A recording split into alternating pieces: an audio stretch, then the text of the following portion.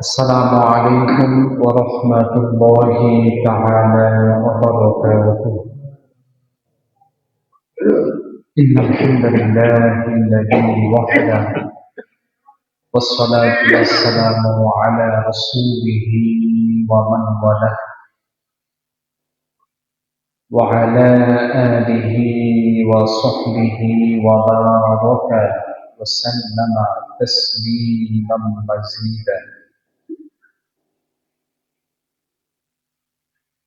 أما بعد فأعوذ بالله من الشيطان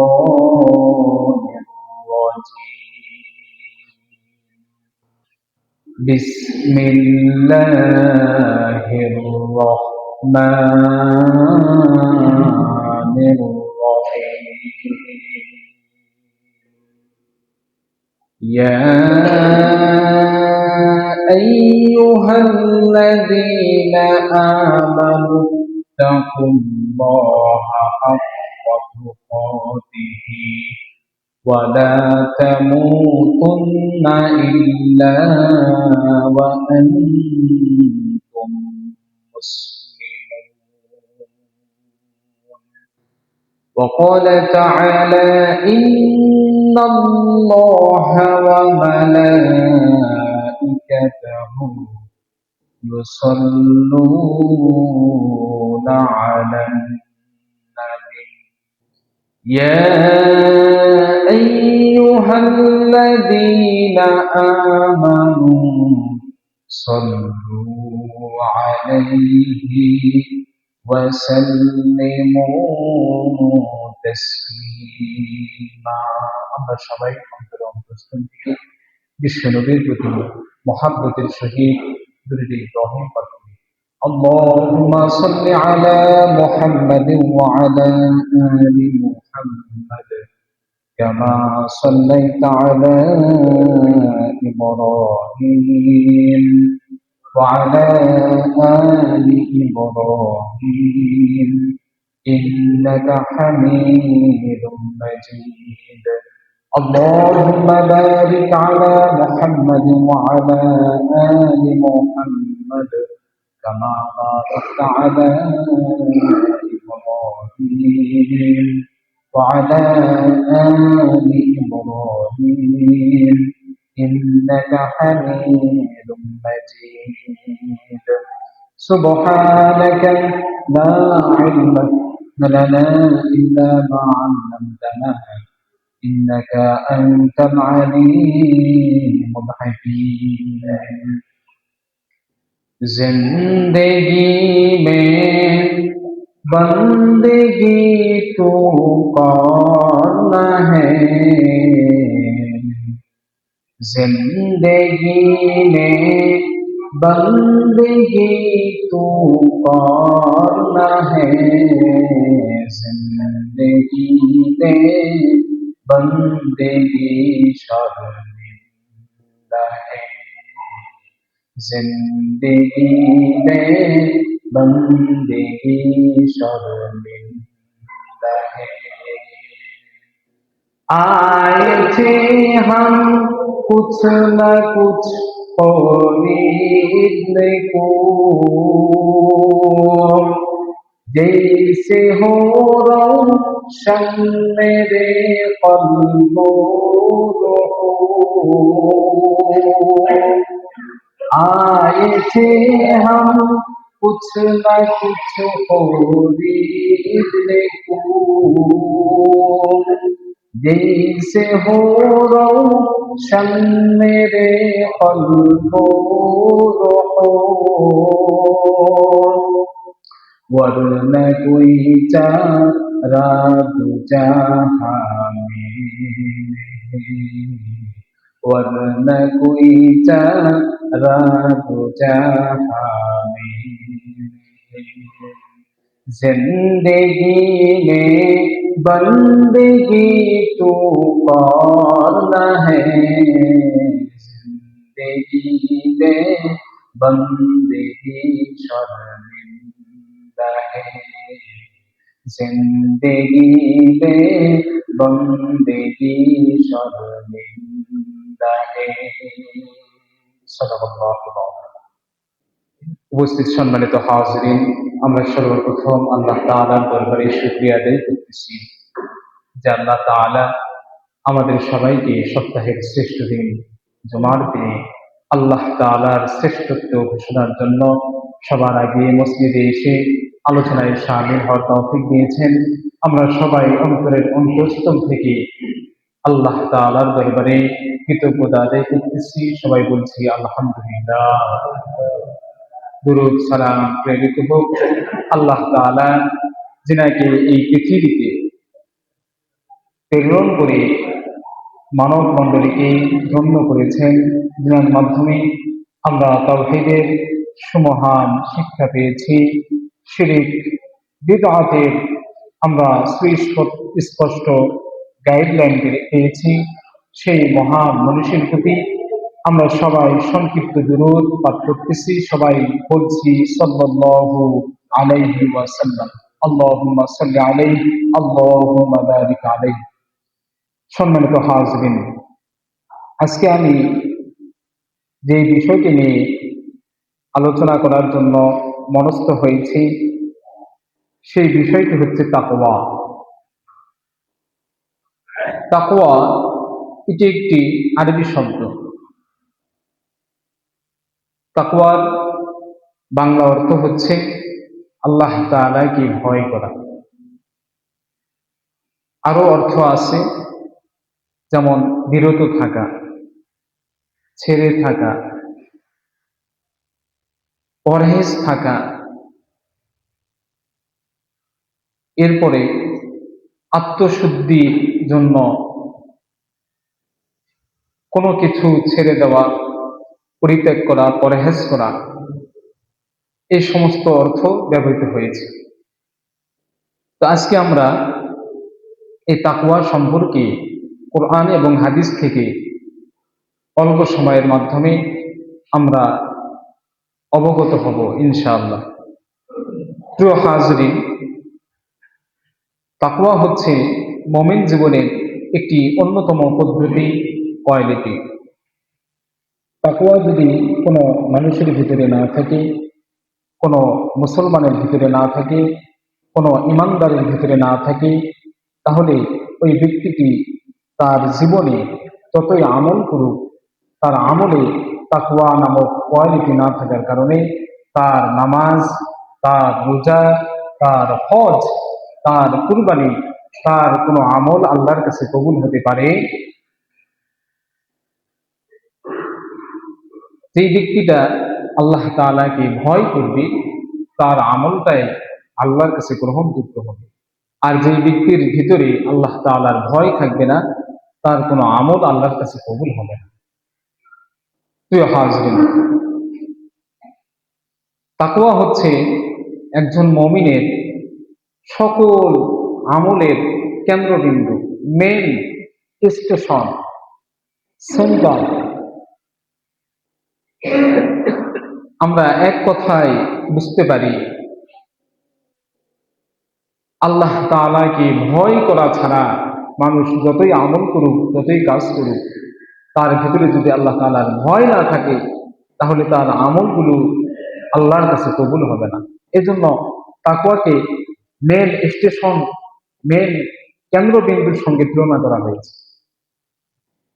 সুতরাং আমরা বুঝতে পারি, ঈমান আনয়নের পরে আমাদেরকে তাকওয়ার পথ অবলম্বন করতে হবে, আল্লাহ তাআলাকে ভয় করতে হবে, আল্লাহ তাআলার যে সমস্ত নিষেধ আছে সেগুলো আমাদেরকে পরিত্যাগ করতে হবে, যে সমস্ত আদেশ আল্লাহ তাআলার, যে সমস্ত কর্মের সঙ্গে আল্লাহ তাআলার আদেশ যুক্ত আছে, এই সমস্ত কর্ম আমাদেরকে করতে হবে। প্রিয় হাজরিন, সকল ইবাদত কবুল হওয়ার পূর্ব শর্ত হলো তাকওয়া। এজন্য তাকওয়ার গুণটি আমাদের সবাইকে অর্জন করতে হবে। সম্মানিত হাজরিন, আমরা সংক্ষিপ্ত কথার মাধ্যমে শুনলাম, জানলাম তাকওয়ার কতটুকু প্রয়োজন। তাকওয়ার কি প্রয়োজন আমাদের ভিতরে, এটা আমরা জানলাম। তাকওয়ার অর্থ আমরা জানলাম যে ভয় করা, পরিত্যাগ করা, ছেড়ে দেওয়া। হযরতে আলী রাদিয়াল্লাহু তাআলা আনহু তিনি তাকওয়ার চারটি অর্থ দিয়েছেন। মুফাসসিরিন ইকরামগণ আলী রাদিয়াল্লাহু তাআলা আনহু এই অর্থগুলো সুন্দরভাবে তিনারা তাফসিরের গ্রন্থের মধ্যে উল্লেখ করেছেন। আল্লাহর নবীর জামাতা আলী রাদিয়াল্লাহু তাআলা আনহু তিনি তাকওয়ার চারটি অর্থ দিয়েছেন। এক নম্বর অর্থ হলো আল খাউফু মিনাল জালিল। মুসলমানরা প্রত্যেকটা কাজের মধ্যে, প্রত্যেকটা সময়, প্রত্যেকটা সেকেন্ডে মুসলমানরা একজনকে ভয় করবে, তিনি কে? আল্লাহ। সম্মানিত হাজরিন, আলী রাদিয়াল্লাহু তাআলা আনহু এটা এক নাম্বার অর্থ দিয়েছেন। আল্লাহর ভয় একজন মানুষের ভিতরে কি পরিমাণ প্রয়োজন, আমি কয়েকটা হাদিস যদি বলি তাহলে আপনারা সুন্দরভাবে বুঝতে পারবেন। আল্লাহ নবীর একজন সাহাবী, তিনার নাম হযরতে আব্দুল্লাহ ইবনে আমর রাদিয়াল্লাহু তাআলা। সাইয়েদনা হযরতে আব্দুল্লাহ ইবনে আমর রাদিয়াল্লাহু তাআলা আনহু তিনি একবার তিনার সঙ্গীদেরকে নিয়ে তিনি একবার সফরে বের হলেন। আব্দুল্লাহ ইবনে আমর রাদিয়াল্লাহু তাআলা আনহু তিনি যখন তিনার সঙ্গীদেরকে নিয়ে সফর করতেছেন, পথ চলতেছেন, পথ চলতে চলতে যখন দুপুর বেলা হয়ে গেল, দুপুরের সময় হয়ে গেল, দুপুর হলে খাবারের প্রয়োজন আছে না নাই? মানুষকে ক্ষুধা লাগে। যখন দুপুর হয়ে গেল, আব্দুল্লাহ ইবনে আমর রাদিয়াল্লাহু তাআলা আনহু তিনি তিনার সঙ্গীদেরকে বলতেছেন, আমার সাথীরা, তোমাদের মাঝে যাদের কাছে খাবার আছে তোমরা বের করো, খাবার তোমরা গ্রহণ করো। এই দুপুর টাইম যখন আব্দুল্লাহ ইবনে আমর তিনার সাথীদেরকে নিয়ে যখন খাবার গ্রহণ করবেন, এমন সময় সামনে দিয়ে যাচ্ছেন একজন রাখাল।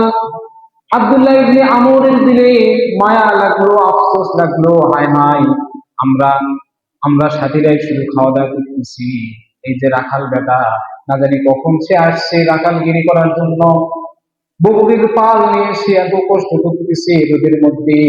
আব্দুল্লাহ বিন আমরের দিলের মধ্যে একটু মায়া লাগলো। আব্দুল্লাহ বিন আমর ওই রাখালকে ডাক দিল, ডাক দিয়ে বললো, রাখাল ভাই, হয়তো তুমি না খেয়ে অনাহারে আছো, তোমার মুখ তো শুকিয়ে গিয়েছে, এই তীব্র রোদের মধ্যে তুমি না খেয়ে আছো, আসো আমাদের সঙ্গে একটু খাবার গ্রহণ করো। সম্মানিত হাজরিন, কথা গুরুত্ব দিয়ে বুঝবেন, তাকওয়ার লেভেল এই রাখালের বেটার মধ্যে কেমন ছিল শোনেন। যখন আব্দুল্লাহ ইবনে আমর ওই রাখালকে বললো, রাখাল ভাই আমাদের সঙ্গে খাবার গ্রহণ করো, রাখাল ভাই এবার বলতেছে, ও পথিক শোনো, আমি রাখাল তো রোজা আছি। সুবহানাল্লাহ, রাখাল ব্যক্তি রোজা আছে। আব্দুল্লাহ ইবনে আমর যখন রোজা থাকার কথা শুনলেন, তিনি বললেন, ও রাখাল ভাই, এখন তো রমজান মাস নয়, আবার সুন্নত কোনো রোজার সময়ও নয়, তুমি রোজা আছো, এই রোজা তুমি যদি পরিত্যাগ করো তোমার কোনো গুনাহ হবে না, আল্লাহ তাআলা তোমার আমলনামায় কোনো গুনাহ লিখবেন না। অতএব আমাদের সঙ্গে ভালো ভালো খাবার আছে, তুমি গ্রহণ করতে পারো। রাখাল তখন উত্তরে বলল, ও পথিক শোনো, আমি তো সেই দিনের জন্য না খেয়ে আছি যে দিন বান্দার আমল ছাড়া কোনো কিছুই কাজে আসবে না। সুবহানাল্লাহ, রাখাল বলতেছে আমি সেই দিনের জন্য না খেয়ে আছি। আব্দুল্লাহ বিন আমর শুনল, সর্বনাশ, আমরা নবীর সাহাবী, নিকটতম সাহাবী হয়ে আমরাই রোজা রাখি না। এ রাখাল এটার ভিতরে আল্লাহর ভয় কি পরিমাণ আছে, এই সুন্নত টাইম নয়, ফরজ টাইম নয়, রোজার কোনো মৌসুম নয়, এই সময় এই বেচারা রোজা আছে, নিশ্চয়ই এই ব্যক্তির ভিতরে আল্লাহর ভয় আছে। আব্দুল্লাহ ইবনে আমর তিনি পরীক্ষামূলক, তিনি পরীক্ষা করার জন্য তিনি দেখতে চাইলেন যে রাখালের মধ্যে আল্লাহর ভয় কি পরিমাণ আছে। আব্দুল্লাহ ইবনে আমর যখন দেখলেন ওই রাখালের সঙ্গে অনেকগুলো বকরি আছে, আব্দুল্লাহ ইবনে আমর ওই রাখালকে বললেন, রাখাল ভাই, তুমি একটা বকরি আমার কাছে বিক্রি করে দাও, আমি বিনিময়ে তোমাকে কিছু টাকা দিব, এবং আমাদের সঙ্গে যে খাবারগুলো আছে এই খাবারগুলো তোমাকে আমি দিব, তুমি ইত্যাদি করে নিও।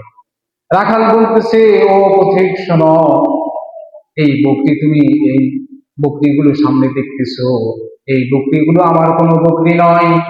এই বকরিগুলো একজন মালিক আছে, আমি তার রাখাল, আমি তার গোলাম।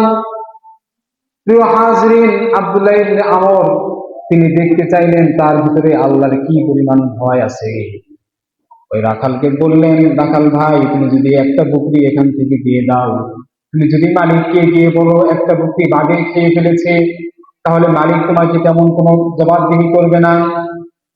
তখন ওই রাখাল উত্তরে বলল, ও পথিক ভাই শোনেন, আমি হয়তো আমার মালিকের চোখে ফাঁকি দিতে পারবো, আমি এখান থেকে একটা বকরি বিক্রি করে আমার মালিককে মিথ্যা কথা বলতে পারবো, কিন্তু সদা সর্বদা একজন আমাকে দেখতেছেন। মুসলমান, আমার কথা যদি বুঝে থাকেন বলেন তো আমাদেরকে, সব সময় একজন দেখতেছেন, তিনি কে? ওই রাখাল তখন বললেন, ও পথিক ভাই, হয়তো আমি আমার মালিকের চোখে ফাঁকি দিতে পারবো, আমার মালিকের চোখে আমি ধুলা দিতে পারবো, কিন্তু আমি আল্লাহর চোখে কখনো ধুলা দিতে পারবো না। সুবহানাল্লাহ। সম্মানিত হাজরিন, হযরত আব্দুল্লাহ ইবনে আমর অবাক হয়ে গেলেন, এই রাখালের ভিতরে এত আল্লাহর ভয়, আল্লাহর এত তাকওয়া আছে। কেউ যখন দেখে না, তখন একজন দেখে, তিনি কে? আলোর মধ্যে কেউ দেখে না, একজন দেখেন, তিনি আল্লাহ। ঘরের মধ্যে, ঘরের বাহিরে, পানির উপরের দেশে, পানির তলদেশে, অন্ধকারের মধ্যে, রাতের মধ্যে, দিনের মধ্যে, কেউ যদি আপনাকে নাও দেখে, তাহলে একজন সব সময় আপনাকে দেখতেছেন, তিনি আল্লাহ। সুবহানাল্লাহ।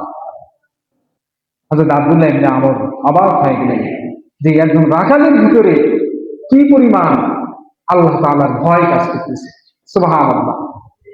সম্মানিত হাজিরিন, শুধু তাই নয়, আরেকটি হাদিস, আরেকটি ঘটনা, সাইয়েদনা হযরতে ওমর রাদিয়াল্লাহু তাআলা আনহুর জামানায় রব্বুল আলামিন হযরতে ওমর রাদিয়াল্লাহু তাআলা আনহুকে অর্ধ পৃথিবীর শাসক বানিয়েছিলেন। শুধু ছোট এই যে বাংলাদেশ একটা ছোট্ট দেশ, এরকম ছোট দেশের শাসক নয়, এরকম ছোট দেশের নেতা নয়, এমন ছোট দেশের মতো সরকার নয়, হযরতে ওমর রাদিয়াল্লাহু তাআলা আনহুকে অর্ধ পৃথিবীর শাসক বানিয়েছিলেন। সুবহানাল্লাহ।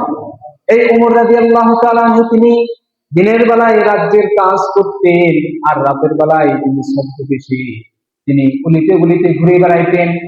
একদিন হযরত ওমর রাদিয়াল্লাহু তাআলা আনহু তিনি এরকম একটা বাড়ির পাশ দিয়ে যাচ্ছিলেন, হঠাৎ ওই বাড়ির থেকে ওমর রাদিয়াল্লাহু তাআলা আনহু কিছু কথা শুনতে পেলেন। ওমর রাদিয়াল্লাহু তাআলা আনহু সঙ্গে সঙ্গে আড়ি পাতলেন।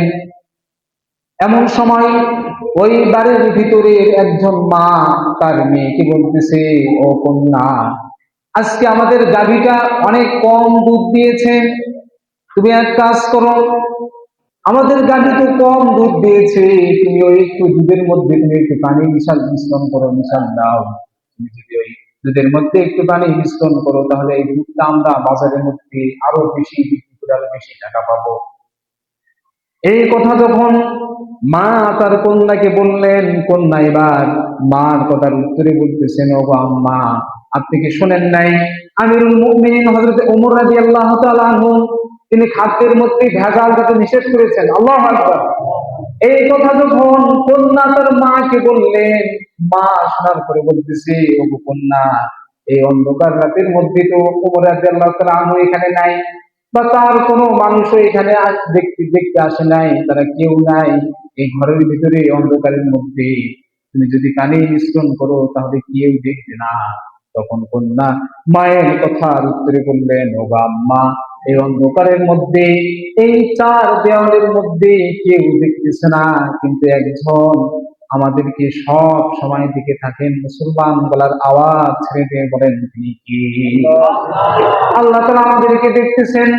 এই কথা শুনেন ওমর রাদিয়াল্লাহু তাআলা আনহু তিনি চলে গেলেন। পরের দিন সাইয়েদনা হযরত ওমর রাদিয়াল্লাহু তাআলা আনহু ওই মহিলার বাড়িতে তার ছেলের জন্য প্রস্তাব প্রেরণ করলেন। ওমর রাদিয়াল্লাহু তাআলা আনহু তার ছেলেকে বিবাহ দিবেন, ওই মহিলার জন্য, ওই মেয়ের কন্যার জন্য প্রস্তাব প্রেরণ করলেন। ওমর রাদিয়াল্লাহু তাআলা আনহু কি মেয়ের টাকা দেখেছে নাকি? তার কোনো বংশ পরিচয় দেখেন নাই। উমর রাদিয়াল্লাহু তাআলা আনহু ওই মেয়ের মধ্যে একটা গুণ লক্ষ্য করেছেন, সেই গুণটার নাম হলো তাকওয়া। সুবহানাল্লাহ। যেই মেয়ের ভিতরে তাকওয়া আছে, এই মেয়েকে দিয়ে আমার ছেলের বড়। সুবহানাল্লাহ। প্রিয় হাজরিন, আজকাল যদি আমরা বিয়ে দিতে যাই, তাহলে আমরা দেখি ছেলে কি চাকরি করে, কি কর্ম করে, ছেলের বেতন কত, কিন্তু আমরা একবারও দেখি না ছেলে রোজগার কিনা, ছেলেটা 5 ওয়াক্ত নামাজ পড়ে কিনা। এটা আমি আপনি একবারও তাকাই না। প্রিয় হাজরিন, শুধু তাই নয়, সাহাবীদের মধ্যে কি পরিমাণ তাকওয়া ছিল। একটা সংক্ষিপ্ত ঘটনা মনে পড়ে গেল। সাইয়েদনা হযরত আবু বকর রাদিয়াল্লাহু তাআলা আনহুর স্ত্রী একবার আবু বকর রাদিয়াল্লাহু তাআলা আনহুকে বললেন, ওগো স্বামী, এই আরব দেশের মধ্যে বিখ্যাত খাবার সারিদ নামক খাবার আমাদের আপনার সন্তানরা খাওয়ার জন্য কান্নাকাটি করতেছে। আপনি যদি এই সারিদ নামক খাবার আপনি যদি নিয়ে আসতেন, তাহলে আপনার সন্তানরা এই সারিদ নামক খাবারটা খেয়ে তারা মজা পেত, তারা আনন্দ হতো। প্রিয় হাজরিন, সাইয়েদনা আবু বকর রাদিয়াল্লাহু তাআলা আনহু বললেন, ওগো প্রাণের স্ত্রী, আমার কাছে তো বর্তমান কোনো টাকা নাই, পয়সা নাই। আমার কাছে যখন টাকা হবে, তখন আমি এই সারিদ নামক খাবারটা আমি আমার সন্তানকে নিয়ে এসে দিব। এই কথা বলার পর কয়েকদিন যখন অতিবাহিত হয়ে গেল, একদিন হযরতে আবু বকর রাদিয়াল্লাহু তাআলা আনহুর স্ত্রী তাকে সকালবেলা, আবু বকরকে সকালবেলা খাবার দিয়েছেন। খাবার খাচ্ছেন, খাবার খাওয়া শেষ হওয়ার পর হযরত আবু বকর রাদিয়াল্লাহু তাআলা আনহুর স্ত্রী তাকে কিছু সারিদ দিলেন, আরব দেশের বিখ্যাত খাবার। আবু বকর রাদিয়াল্লাহু তাআলা আনহু প্রাণ ভরে তিনি মজা করে ওই সারিদ নামক খাবারটি গ্রহণ করলেন। খাওয়ার পর স্ত্রীকে বলতেছেন, ওগো স্ত্রী, আমার কাছে তো টাকা ছিল না, তুমি কোথায় টাকা পেলে, কোথা থেকে টাকা দিয়ে তুমি সারিদ নামক খাবার কিনলে? স্ত্রী বলতেছে, প্রাণীর স্বামী, আপনি প্রতিদিন আমাদেরকে বাজার করার জন্য যেই টাকা দেন, সেই টাকা থেকে আমি 1 টাকা 2 টাকা বাঁচাইতে কিছু টাকা যখন হয়ে গেছে, এই কিছু টাকা দিয়ে আমি সারিদ নামক খাবারটি ক্রয় করেছি। এই কথা যখন হযরত আবু বকর রাদিয়াল্লাহু তাআলা আনহু শুনলেন, আবু বকর এই কথা শোনার পর তিনি সঙ্গে সঙ্গে মন্ত্রী পরিষদের মধ্যে গেলেন। মন্ত্রী পরিষদের মধ্যে যাওয়ার পর সমস্ত মন্ত্রীকে ডাক দিলেন। ডাক দিয়ে বললেন যে, মন্ত্রীরা, শোনো শোনো, তোমরা আমাকে রাষ্ট্র থেকে যে বেতন আমার আছে, এই বেতনটা তোমরা একটু কমিয়ে নিয়ে আসো। দেখেন, বেতন কমানোর জন্য কেউ আবদার করে নাকি? আমরা আবদার করি দিন দিন যেন বেতন বাড়ে। আর আবু বকর তিনি আবেদন করছে আমার বেতন কমানো হোক। কেন? আমি বাড়িতে প্রতিদিন সংসারের খরচের জন্য যে টাকা দিই, এই টাকা থেকেও আমার টাকা বেঁচে যায়। সুবহানাল্লাহ।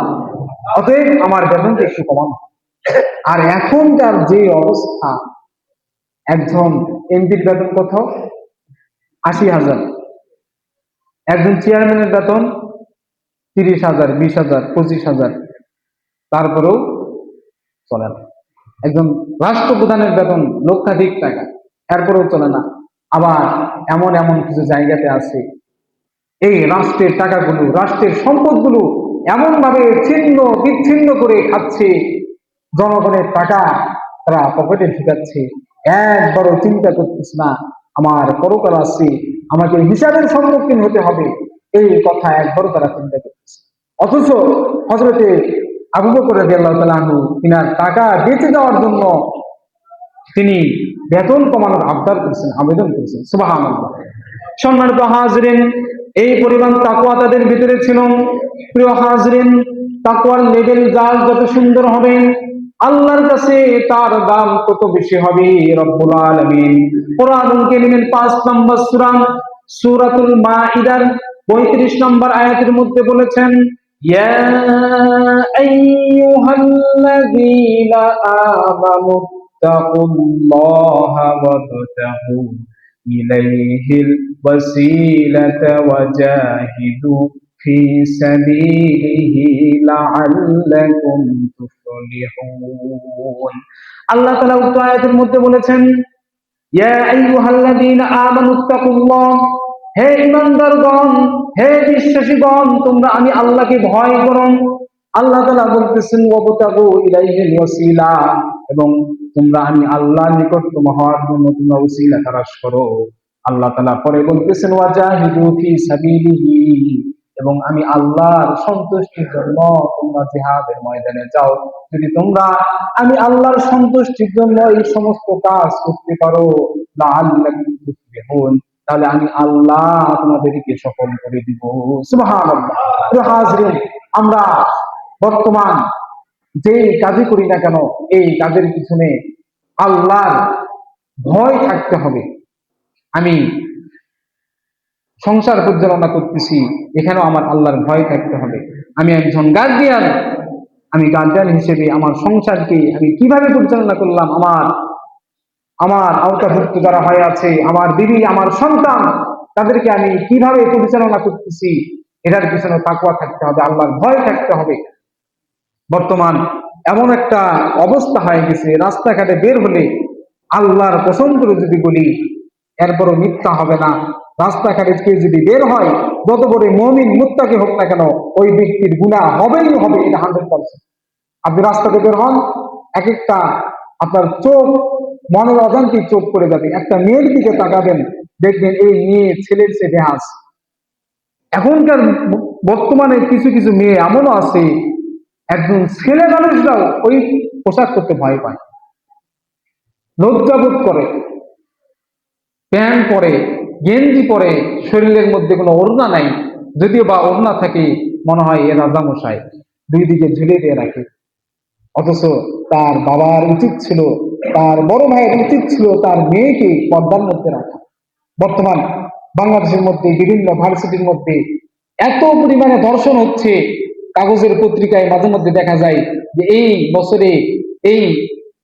এই বছরে এই কলেজ থেকে এতজন ধর্ষণ হয়েছে, এই বছর বাংলাদেশের কলেজগুলো থেকে 100 জন ধর্ষণ হয়েছে, এমন পত্রিকায় পাওয়া যায় কিনা ভাই? একমাত্র কারণ হচ্ছে গার্ডিয়ান অসচেতন।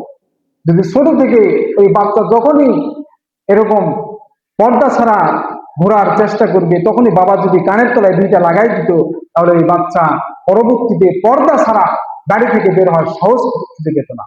তাকওয়া নামক গুণটা তাদের মধ্যেও নাই, তাদের সন্তানদের মধ্যেও হারিয়ে গেছে।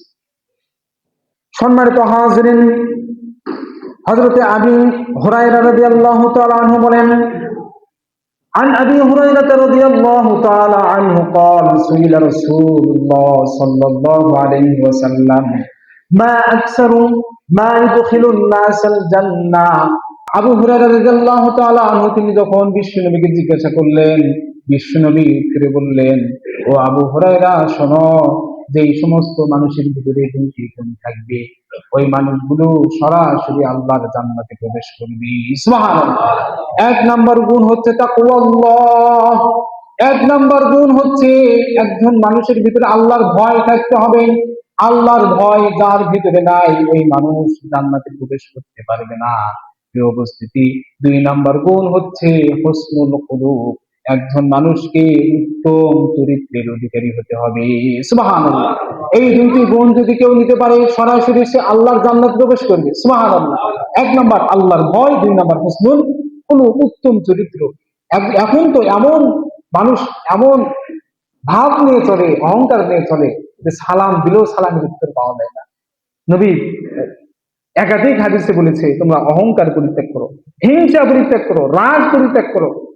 ইয়াকুম ওয়াল হাসাদা ফাইন্নাল হাসাদা ইয়াকুলুল হাসানাত কামা তাকুলুন নারুল হাতাব। কোন মানুষের ভিতরে যে হিংসা থাকে, হিংসা হচ্ছে এমন একটা মারাত্মক একটা জঘন্য একটা কাজ, কারোর ভিতরে যদি হিংসা থাকে, তাহলে ওই ব্যক্তির সমস্ত আমল, যেমন আগুন শুকনা কাঠে যদি আগুন ধরে দেওয়া হয়, যেরকম ভাবে ওই আগুন দ্বারা শুকনা কাঠ জ্বলিয়ে পুড়িয়ে ভস্ম হয়ে শেষ হয়ে যাবে, ঠিক তেমনই ভাবে কারোর ভিতরে যদি হিংসা থাকে, অহংকার থাকে, ওই হিংসাত্ম ব্যক্তির আমলগুলো, তার নামাজের সব, তার রোজার সব, তার কুরবানির সব, সমস্ত সব তার হিংসাটা জ্বালিয়ে দিবে, পুড়িয়ে দিবে, ভস্ম করে দিবে। নাউজুবিল্লাহ। সম্মানিত হাজরিন, এই জন্য দুইটা গুণ থাকতে হবে। এক নম্বর গুণ তাকওয়াল্লাহ, আল্লাহকে ভয় করতে হবে। দুই নম্বর গুণ হুসনুল খুলুক, দুই নম্বর গুণ তাকে উত্তম চরিত্রের অধিকারী হতে হবে।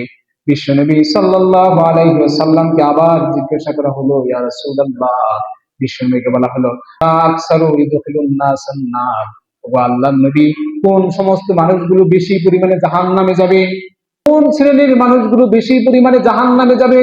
নবীকে যখন প্রশ্ন করা হলো, নবী করিম সাল্লাল্লাহু আলাইহি ওয়াসাল্লাম করে বললেন, এক নাম্বার হচ্ছে আল ফাম, কারো যদি জবান, কারো যদি জিহ্বা যদি ঠিক না থাকে। 2 নাম্বার হচ্ছে ওয়াল ফারাজ, কারো যদি লজ্জাস্থান এবং জিহ্বার যদি কেউ হেফাজত করতে না পারে, তাহলে ওই ব্যক্তিটা আল্লাহর জাহান্নামে ঢুকে যাবে। নাউজুবিল্লাহ। এই জন্য ভাইরা আমার, লজ্জাস্থান এবং জিহ্বার হেফাজত করতে হবে, সব সময় মুখ দিয়ে ভালো কথা বলতে হবে। এই জিহ্বাতে আমি কাউকে খারাপ কথা বলতেছি নাকি, কাউকে গালি দিচ্ছি নাকি, কারো গুজব, কারো বিপদ করতেছি নাকি, কথা বলার আগে এটা আপনাকে চিন্তা করতে হবে, ভাবতে হবে যে না জানি এই জিহ্বা দ্বারা আমার অন্যায় কোনো কাজ হয়ে যাচ্ছে নাকি, কারো বিপদ হয়ে যাচ্ছে নাকি। এরপরে 2 উরুর মধ্যস্থান লজ্জাস্থান, এই লজ্জাস্থানকে হেফাজত করতে হবে। যদি হেফাজত করতে না পারি, তাহলে জাহান্নাম আমাদের জন্য অবধারিত। নবী করিম সাল্লাল্লাহু আলাইহি সাল্লাম হাদিসের মধ্যে বলেছেন, মান ইয়াজমান লিমা বাইনাল ইয়াহইহি ওয়া মা বাইনা রিজলাইহি আজমা আন্নাল্লাহুল জান্নাহ। নবী করিম সাল্লাল্লাহু আলাইহি ওয়াসাল্লাম বলেছেন, কোন ব্যক্তি যদি 2টা জিনিসের হেফাজত করতে পারেন, 1 নাম্বার তার 2 ঠোঁটের মাঝখানে মধ্যস্থান জিহ্বা, কেউ যদি তার জিহ্বাকে হেফাজত করতে পারে, আর 2 নাম্বার হচ্ছে কেউ যদি তার 2 উরুর মধ্যস্থান অর্থাৎ তার লজ্জাস্থানকে হেফাজত করতে পারে, তাহলে আল্লাহ নবী বলেছেন, আমি নবী নিজ জিম্মায় ওই ব্যক্তিকে জান্নাতে প্রবেশ করাবো। সুবহানাল্লাহ, সুবহানাল্লাহ।